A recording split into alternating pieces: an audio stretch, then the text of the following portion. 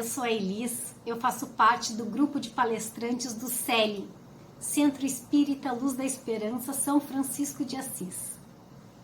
E é com muita alegria que estamos aqui reunidos mais uma vez para refletirmos os ensinamentos do Mestre Jesus à luz da doutrina espírita. E é a Ele, ao nosso querido Mestre Jesus, que nós pedimos que neste momento nos envolva com sua luz, com sua paz, com seu amor, dando clareza nos nossos pensamentos, nos nossos sentimentos, nos serenando para que a gente aproveite ao máximo possível o estudo de hoje. Sei que nós gostaríamos muito de estarmos presencialmente fazendo essas reflexões, mas ainda não é possível. E que bom que nós temos esse recurso para continuarmos os nossos estudos, continuarmos buscando o entendimento dos ensinamentos do Mestre Jesus. E o estudo de hoje é o capítulo 4 do Evangelho segundo o Espiritismo. Ninguém pode ver o reino de Deus se não nascer de novo. Eu vou ler o item 1 desse capítulo e na sequência a gente fala um pouco sobre ele. Vindo então Jesus para perto da cidade de Cesareia de Filipe, perguntou aos seus discípulos: o que dizem os homens a meu respeito? Quem eles acham que eu sou? E os discípulos responderam: uns dizem que o Senhor é João Batista, outros dizem que é Elias, e outros dizem ainda que é Jeremias, ou algum dos profetas Isaías, Ezequiel e Daniel. Então Jesus perguntou aos seus discípulos: e vocês, quem acham que eu sou? Simão Pedro, tomando a palavra, respondeu: o Senhor é o Cristo, Filho vivo de Deus. E Jesus disse: bem-aventurado é você, Simão Pedro, filho de Jonas, porque não foi a carne nem o sangue que lhe revelaram isso, mas sim meu Pai que está nos céus. Essa passagem está em Mateus, capítulo 16, versículos de 13 a 17, e também em Marcos, capítulo 8, versículos de 27 a 29.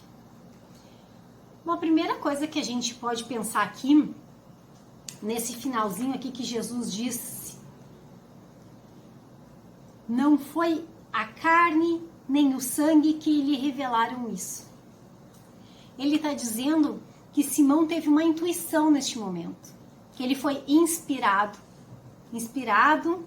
por Deus, meu Pai que está no céu, inspirado a falar que ele era o Filho vivo de Deus. Então aqui ele já está falando sobre essa questão da mediunidade, dessas intuições, dessas inspirações que todos nós temos e que Pedro estava tendo naquele momento. Também nós percebemos pela pergunta de Jesus e pela resposta dos Espíritos que naquela época, e não só aquele povo, mas os povos daquela época acreditavam nessa questão de voltar, né? Tanto que ele pergunta quem dizem que eu sou, e eles citam, né, João Batista, Elias, os profetas, tudo personalidades que já tinham vivido em tempos anteriores. João Batista não, né? Porque João Batista foi contemporâneo de Jesus, mas os outros tinham vivido em outras épocas e Jesus seria um deles. Então isso quer dizer que eles acreditavam nesse retorno do Espírito em outro corpo, porque Jesus não estava no corpo de Elias, não estava no corpo de um dos profetas, ele estava em outro corpo, e falavam que ele podia ser um desses. Então já existia essa crença da imortalidade da alma e do retorno à vida. Mas naquele tempo se falava em ressurreição. Se falava, ficavam esperando o retorno desses profetas, o retorno de Elias, mas através da ressurreição. E o conceito de ressurreição é voltar, mas no mesmo corpo. O que a ciência já comprovou seria impossível, porque um corpo que depois que entrou em decomposição, ele não tem como retornar. Tem como retornar o espírito, mas em outro corpo, né? Então, se falava em ressurreição, mas se entendia a ressurreição vindo em outro corpo. Que depois Kardec, em 1857, usou a palavra reencarnação no Livro dos Espíritos. Reencarnação é a volta do espírito em outro corpo. As muitas vidas que nós temos. E o processo que a doutrina espírita trouxe à luz é que existe um ciclo. E esse ciclo é nascer, morrer, ir para o plano espiritual e renascer de novo. E esse ciclo não cessa. E é nascer, morrer, ficar no plano espiritual e retornar. Isso é a reencarnação. A reencarnação nos diz que nós já tivemos muitas vidas anteriores e que ainda teremos muitas outras vidas e que aquilo que nós vamos construindo, que nós vamos plantando ao longo da nossa caminhada, ao longo das nossas existências, nós vamos colhendo, né? Então, essa é a diferença da ressurreição, que é voltar, mas no mesmo corpo, que é impossível, e a reencarnação, que é o retorno do espírito para uma nova existência. E se nós pararmos para pensar, a vida, essa existência que nós estamos hoje, essa experiência que estamos vivendo agora, ela já nos dá um pedacinho do todo, um pedacinho de como funciona esse processo de reencarnação. Porque numa mesma vida, quantas vezes nós temos que nascer e morrer? Numa mesma vida. Quantas vezes nós morremos numa vida e temos que renascer? Muitas vezes.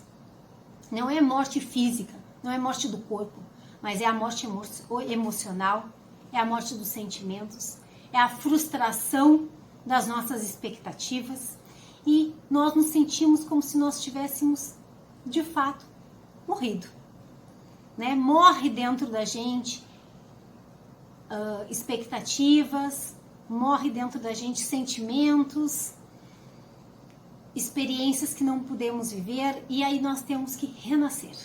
E quando nós renascemos dentro dessa mesma existência, dessa mesma experiência, nós renascemos mais fortes, mais maduros, mais crescidos. Porque são essas experiências que nós vamos vivendo que vão nos fortalecendo, que vão nos amadurecendo.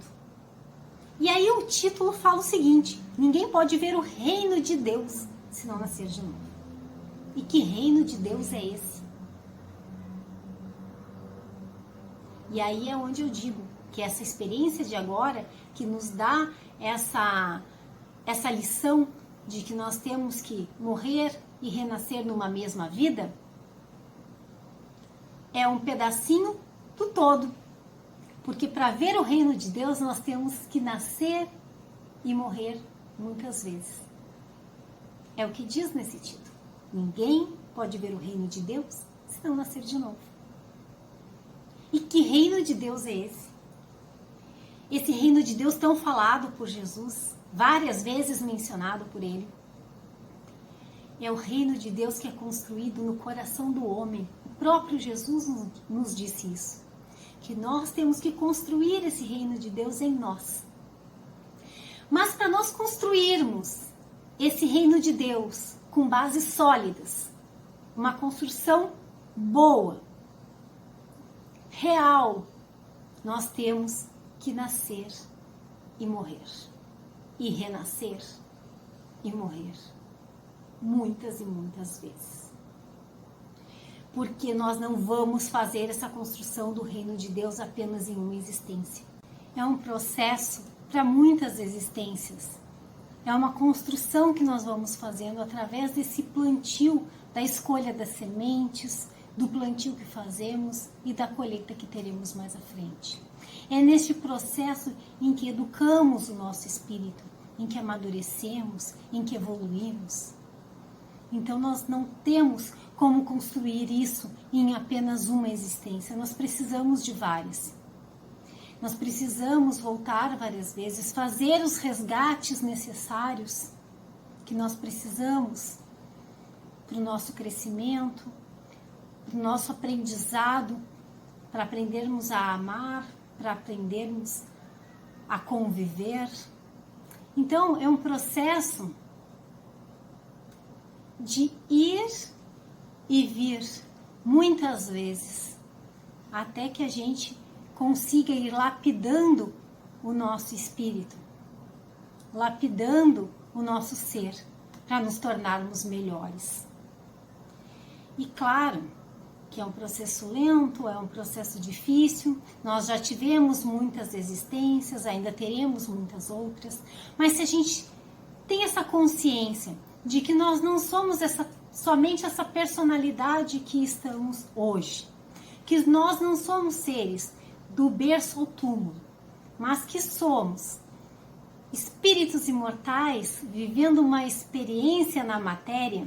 Se nós temos essa consciência, nós vamos nos esforçar mais, porque nós sabemos que não é só o que nós estamos conquistando no aqui e agora, e que depois que o nosso corpo físico morrer, nada mais vai restar. Nós sabemos que não é assim, nós sabemos que nós estamos construindo no aqui e agora para o nosso futuro.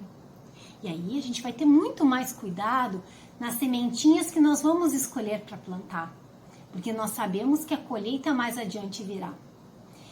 Então, ter essa consciência, estar conscientes de que a reencarnação existe, que a reencarnação é real, que os espíritos que nos trouxeram essas revelações através dos médiuns, codificado por Kardec, esses espíritos tinham vivido aqui no plano material e estavam no plano espiritual.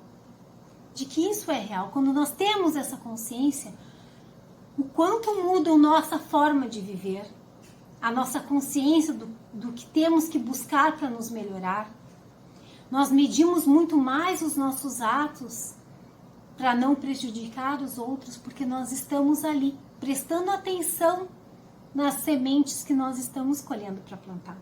Mas essa consciência só vem a partir do momento que nós entendemos que nós já vivemos muitas existências, que essas existências foram até aqui o que nos compõe, que nós somos o resultado dessas existências e que depois dessa experiência que estamos tendo agora, teremos outras oportunidades para cada vez mais irmos amadurecendo, irmos crescendo, irmos evoluindo.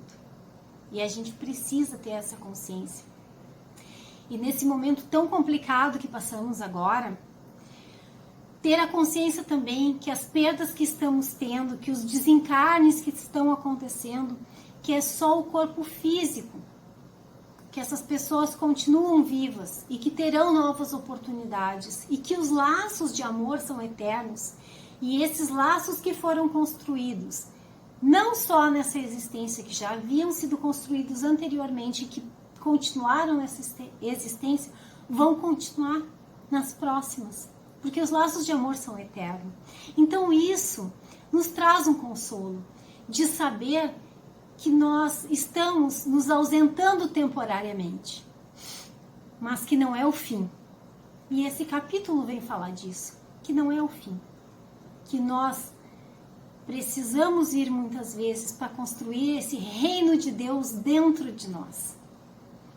E se nós tivermos essa consciência de que somos espíritos imortais e que estamos vivendo essa construção desse reino de Deus, a gente pode se esforçar para construir um reino de Deus sólido. E quem sabe fazer essa construção de uma forma mais rápida até, se nós estivermos mais atentos, mais conscientes, Porque se nós estamos dispersos, a gente pode ficar com a obra parada, a gente pode ficar estagnado. E aí a gente vai precisar de mais tempo para essa construção. Então que a gente possa ter essa consciência de que somos espíritos imortais, que estamos vivendo uma existência na carne, uma experiência na carne, mas que nós não somos apenas essa experiência, que nós somos aquele ser que passa pelas experiências e que são essas experiências que vão nos educando, vão nos ensinando para que a gente possa evoluir, para que a gente possa lapidar o nosso ser. E tendo essa consciência que a gente possa fazer o nosso melhor, que a gente possa dar o nosso melhor.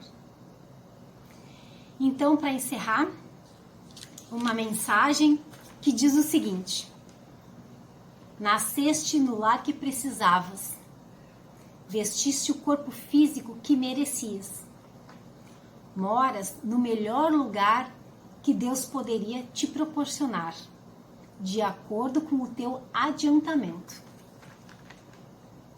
Possuis os recursos financeiros coerentes com as tuas necessidades, nem mais, nem menos, mas o justo para as tuas lutas terrenas.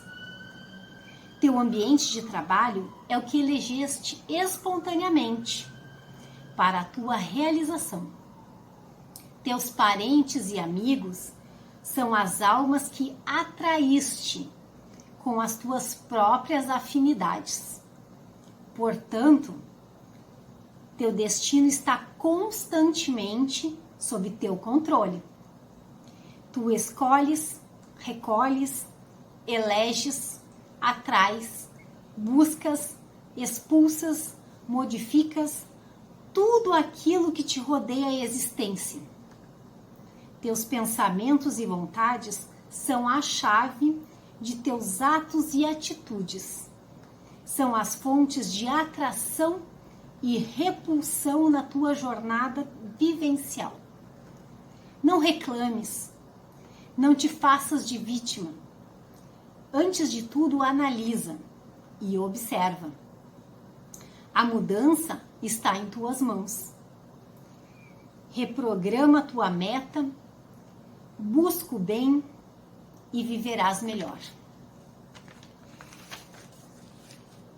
Nós sabemos que nós não temos controle de nada, que quem está no comando de tudo é o Pai Maior, que Jesus está no leme, né?